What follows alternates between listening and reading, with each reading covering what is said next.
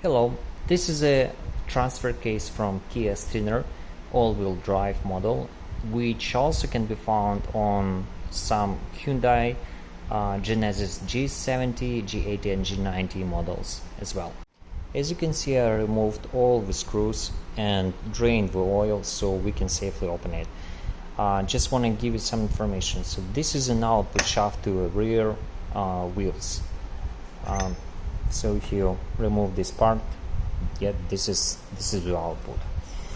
Also, over here you can find pressure sensor. This is an oil pressure sensor which does serve the thing, and this is an oil pump which is located over here, and its job is to cycle an oil through this transfer case, through all the galleys we have over here, which is pretty much easy. So the next step I'm going to do is to remove this top cap, and I will see what's inside of it after I did it. Okay, this is where you have oil pump which sends oil through this hole, which comes here and exits over here. Here we can see the first bearing, which oil lubricates, of course, and this is an oil guider which just it helps to guide oil from this area to there. This is a clutch basket, as you can see, probably. In my case, this is the first failure I noticed. As you can see, the plastic got melted, and it all happened because this plastic cap or guider was located over here. Let me remove it here, closer to you. So as you can see, it's located quite close to friction plate or discs, I don't know how you want to call them. So they generate a lot of heat, and this heat just melted this plastic guider. So this is a pretty simple cover, nothing special. Yeah, let's focus on this. So oil guider, right? So the next part which oil meets is this filter. So this is a metal mesh, which is, in my case, was filled with metal chips, and again this is a plastic holder which was melted, as you can see in my case, which is because it was located in this high temperature area. So the next stuff which I'm going to remove is the basket, this friction basket, and it can be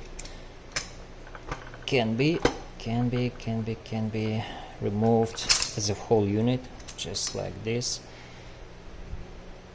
So as you can see, this is a basket, nothing special, rings or plates, some spring, wave spring disc, I don't know, some cap which goes here, and just a bearing, nothing special, so we'll put it aside. So I don't know, again, just friction discs, not interested, right? So what is interested here is these three parts. That's the unit. So probably this can be compressed, right?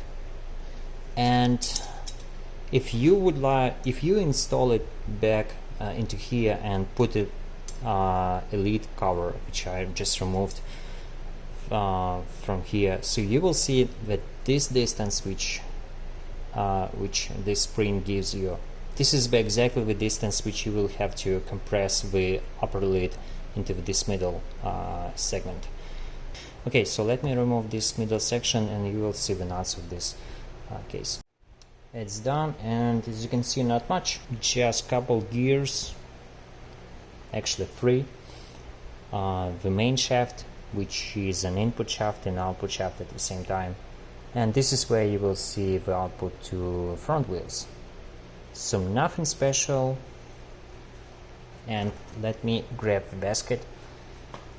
So by these teeth which are engaged over here, I will rotate it and you will understand more clearly like this. This is how it transfers torque, right? Which is obvious, of course. Now, what do you have on this left side? Pretty much nothing, just a magnet which I cleared, and it was full of chips. And this middle gear, it goes over here. Yeah, works like that. And what I want to show you, I don't know, what do we have here again? Nothing. Let me rotate it so you can understand. Yeah, actually nothing, right? Just some galleys where oil can be transferred from one section of this transfer case to another. Okay, so oh yeah, over here again some galleys, nothing else, nothing special. Okay, so that was not easy but doable. Again, quite simple. Main shaft, gears on it, which transfer to this gear, which transfer to this gear, which has output shaft. Yeah, over here. That's it. Easy. Alright. So let's talk about oil again. Oil enters here through the filter which is located here. Then it goes through these holes, which is, you can see them around this inner basket. It goes through the friction plates and comes out of these holes. And again, oil can enter this small hole and it can exit this one. So this is the way how oil gets transferred to the inner part of the gear. So yeah. Now let's talk about like, can an oil freely exit through these holes, or something like prevents it and creates pressure in this area? So like, I don't know, something tries to squeeze the discs, friction discs, right? And I would say no, because so these plates, this basket, it works here.